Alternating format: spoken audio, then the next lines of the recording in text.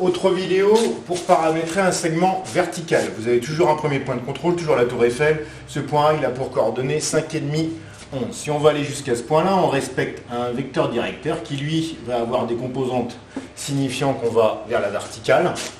Le vecteur U, bien, je ne fais aucun saut en X, donc je vais signifier que c'est 0.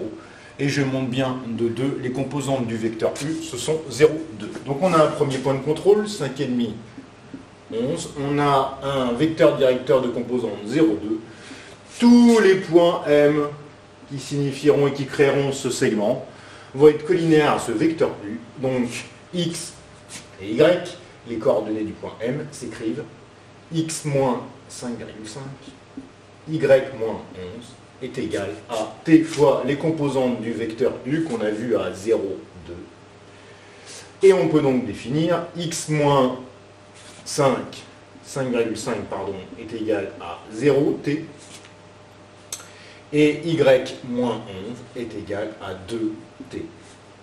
Alors, évidemment, comme tout à l'heure, comme à chaque fois, il faudra enlever le moins 5,5. Donc pour enlever moins 5,5, il faut rajouter 5,5. Vous avez donc x de t qui vaut 0t plus 5,5, y de t, 2t plus 11.